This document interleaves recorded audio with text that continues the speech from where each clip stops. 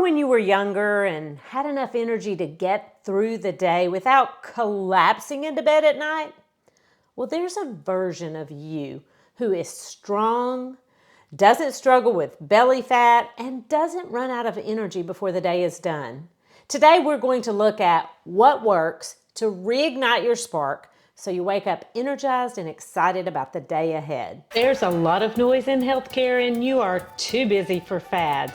I'm Dr. Vickie and this is Healthy Looks Great on You, a lifestyle medicine podcast, life-tested, doctor-approved. Do you just want to feel like you again? You don't need a bunch of supplements, more protein, or excessive hydration. You need the solid recommendations of lifestyle medicine, and it's been a while since I've reviewed the 6 pillars of lifestyle medicine and how they connect to each other and how they can help you reach your health goals. So let's break it down. First and foremost is nutritional eating. You will never get rid of belly fat or minimize lifestyle-related diseases without a balanced diet. As they say, you can't outrun a bad diet. So while exercise is super important, your diet has to be the foundation where you build a healthy body. And lifestyle medicine advocates a plant-based diet. And don't stop listening, hear me out, before you think that you either can't or won't, or maybe your family won't, eat more plants. Because lifestyle medicine isn't the only field that advocates a plant-based diet. The American Heart Association, the American Diabetes Association, the American Medical Association, the World Health Organization, the British National Health Service, and the Dietitians of Canada, as well as many reputable medical centers. Now, what I advocate is a real-world, achievable diet. Not vegan. You know how anyone who's vegan never misses an opportunity to tell you they're vegan. I'm not talking about that. You can be vegan and eat Pop-Tarts. And I'm not even telling you to be a strict vegetarian. You don't have to eat bean sprouts and tofu all the time to lose belly fat, maximize heart and brain health, and minimize diseases like type 2 diabetes. But incorporating more berries, more green leafy vegetables, more whole grains instead of enriched ones, less meat, and less dairy is undoubtedly healthy for you. And hey, learning to cook with a little tofu is kind of fun. And in case you're wondering, I get most of my protein from beans and legumes. Is it enough? Well, let me share some personal information. One day, I looked in my lap and wondered where in the world that roll over my jeans came from. Now look, I'm in my 60s and I don't expect to have the gymnast, cheerleader body that I had 45 years ago. But I want to feel good and I want to do everything in my power to combat what's in my genes. Not the rollover in my blue jeans, but the genetic code which I inherited that puts me at risk for diabetes, heart attack, stroke, and dementia. And at this age, I feel like it's now or never. So I went radical. I tracked everything I put in my mouth for 2 weeks, committed to being completely vegetarian, and if I'm honest, hungry. And if you know me and my family, we don't really do well with hungry or hangry, as we say. But let me tell you, that belly fat melted off. I lost 8 pounds in 2 weeks. And it was too much, too fast. I felt weak, really weak.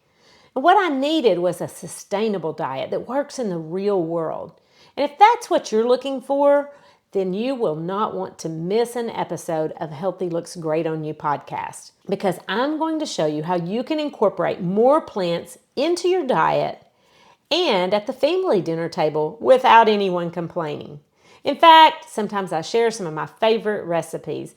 So follow this podcast on YouTube or Apple, or even better, subscribe to get every episode in your inbox. Just go to my website, healthylooksgreatonyou.com, and there are lots of resources there for you. And if you sign up for any of them, you automatically get every episode. And I promise everything I share is evidence-based and research proven for you to become the healthiest version of you. Now, if you've got that friend who only eats keto and so they want to go to a steakhouse for dinner, then go. I do. Now, I used to be able to eat a couple of bites of steak, but now I have trouble digesting it. It is so amazing how fast you lose your taste for meat. But I try to fill up on mushrooms and broccoli and salad. And I know that may not sound good to you, but I promise we'll get to the real world stuff. But you know what I've never learned to resist is hot buttered bread. There's nothing like it. You see, the difference between what I'm doing now and what I did before is that it is sustainable for the long haul. I can stay on this diet and it allows some wiggle room. But you know what else now has some wiggle room? My jeans. Did my belly fat melt away? No. It just slowly disappeared. And honestly, I didn't notice it in the process. But here's the deal. I didn't feel like I was doing anything radical or hard. And I didn't really focus on changing my diet. What I did was change how I thought about food. That food is to nourish me. And I thought about all the nutritional components of food, not to satisfy loneliness or boredom or as a centerpiece for social events, but as a building block for a healthy body. And once I changed how I thought, I changed how I ate. And that changed how I felt. And that is what self-perpetuates. Because when thinking that healthy feels great keeps you eating healthy, it's just contagious. My grandson and I were FaceTiming not long ago, and I was eating an apple, and he told his mom, I want an apple because Vivi's got an apple. Wow. So it's spinning in the right direction now, and the belly fat has stayed off instead of reappearing as soon as I fell off the wagon, because without a mindset shift, I will fall off the wagon, and you probably will too. Now let's talk about fitness. And let me ask you a question. Why do you exercise? Maybe you just said, I don't. Well, that's okay. Do you want to move? Because I really can't imagine someone wanting to be a couch potato. Like, that's not a goal. It's a side effect. And like anything else, side effects tend to multiply. Here's what happened to me. I got married, but my husband and I didn't really live together the first year of our marriage. In fact, we lived in different states. Yeah, I know. But it was a transition time and a transit time, mostly because his job had no flexibility and mine did, but guess what I lost? Flexibility and muscle. Hours spent in the car, locked my hips, and they hurt so bad I couldn't move. And I tried stretching a little, but I really seriously didn't have time to exercise. And I got so out of shape that it was difficult and hurt to stand up. Fortunately, a year after we were married, opportunity came along. He changed jobs, I quit mine, and we moved to another city. And we bought a house close to the gym. I'm talking walking distance. And not only that, there's a 6-mile sidewalk near my house that's safe to walk. Plus, we got a puppy and she needs to walk. All of that added up to more movement. And here's the deal. For me, I have to make an appointment to go to the gym. And so then I feel committed, like somebody's expecting me to show up. That commitment is so important in the success of your fitness plan. And listen, the more you move, the more you can move. And the more you'll want to move, and the more you'll feel good moving. Now, I'll admit, my friend makes fun of me because she says I can go to the gym one day a week and get ripped. And to some degree, it's a little bit true. But one day a week makes a big difference for me. But you know it's not that simple, right? But muscles are like habits. The more you use them, the stronger they get. And I feel as fit as I ever did and strong without taking supplements or obsessing over getting enough protein. Now, I will mention that I take a vitamin B supplement because there is no vitamin B12 in plants. And I think that's the mistake I made before that made me feel weak. So eat more plants and take a vitamin B supplement so that you get that vitamin B12. Now let's keep moving and move on to stress. Stress is good for you. You heard that correctly. Stress is good for you. Our bodies are designed to release cortisol, impulses. It actually keeps us alert and optimizes performance. I mean, think about it. Who doesn't run around and get stuff done when there's a deadline to get you motivated? Stress isn't bad. Chronic stress is. It's when you get stuck and that cortisol faucet is turned on and it's flowing through your body constantly, and it affects your mental health and your physical health. And it contributes to fatigue and disrupted sleep and belly fat, and that fuels more stress and even depression, and anxiety. And if you want to feel great, then you've got to leverage stress to work for you and not against you. There's a reason it's called stress management and not stress elimination.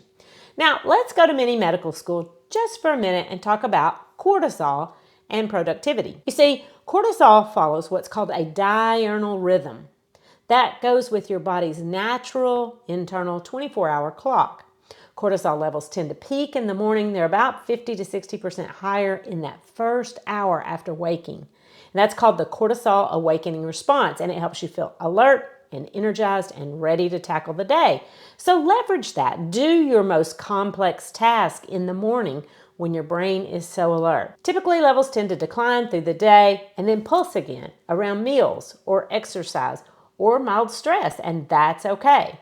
But in the evening, it should reach its lowest point so that you can relax and go to sleep. We'll talk about sleep in just a minute, but first I want to talk about harmful substances.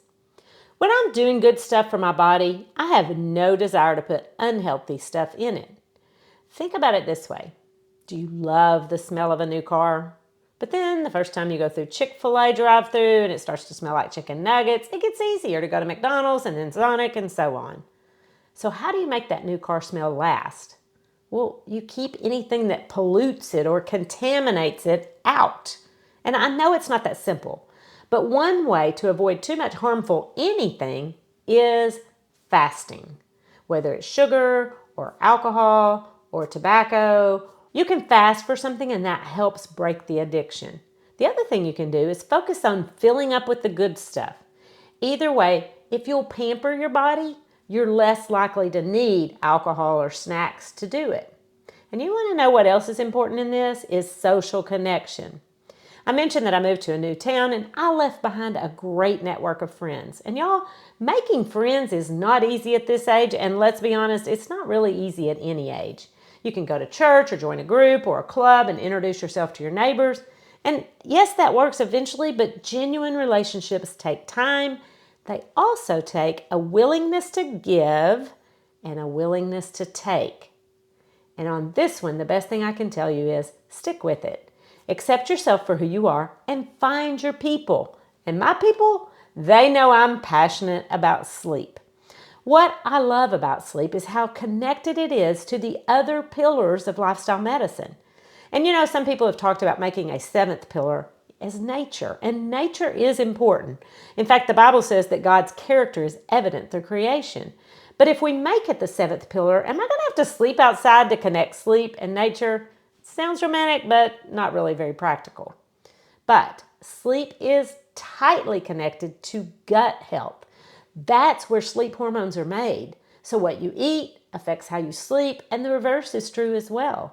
Just one night of poor sleep can trigger cravings for unhealthy foods, and it increases the risk for obesity and type 2 diabetes and cardiovascular disease. And of course, your body needs to move to enhance sleep, and when you sleep well, you'll have more energy and perform better physically and mentally. I had a really bad night sleeping last Tuesday. It happens, and I know why, but then Wednesday's my golf day, and I played terrible. I'm not sure if it was physical fatigue or lack of mental focus, but I can tell you that sleep at night affects everything about your day and vice versa. Everything about your day affects sleep at night. And excess stress not only keeps you from sleeping well, but poor sleep makes you handle stress poorly. Cortisol levels that are supposed to be low at bedtime are high if your brain is living in a constant state of alertness. And then you'll struggle to turn off your mind and sleep. And I promise I can help you with that. If you're struggling to turn off your mind and sleep, as soon as this podcast is over, which is just a few minutes, I want you to head over to my website, healthylooksgreatonyou.com, and download a free resource that'll automatically subscribe you to get every episode of this podcast in your inbox. But you do not want to miss these resources because I promise they work. Now, substances certainly interfere with sleep, not just caffeine, but alcohol, sugar, and salt. This is just another cycle that spins faster once it gets started. Didn't sleep well, you grab another cup of coffee in the afternoon, then you can't relax, so you have a cocktail to help you fall asleep, which keeps you from getting restorative sleep, and the cycle is on repeat. And social connections are related to sleep too. Your relationships suffer when you don't sleep well. Your fuse tends to be shortest with the people who are closest to you. And oxytocin plays a role in sleep too. We'll go to mini medical school and learn about that on another day. But I think you can start to see why sleep is my favorite pillar. Not pilla, or for those of you who don't live in the South, pillow. But you got to admit, sleep is the 800 thread count that pulls it all together. Nutrition, fitness, stress management, minimizing harmful substances, social connectedness, and sleep are the keys to feeling good and being healthy.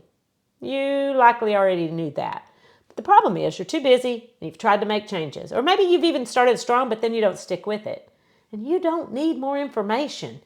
You need a plan that works in the real world. And it starts with healthy habits. And if you can envision the healthiest version of you, but you need a little help getting going, then check out my Kickstart program to help you lose belly fat exactly the way that I did. Because healthy habits really are the foundation to better health. And when your health is better, you'll feel better, and healthy looks great on you. The information contained in this podcast is for educational purposes only and is not considered to be a substitute for medical advice. You should continue to follow up with your physician or healthcare provider and take medication as prescribed. Though the information in this podcast is evidence-based, new research may develop and recommendations may change.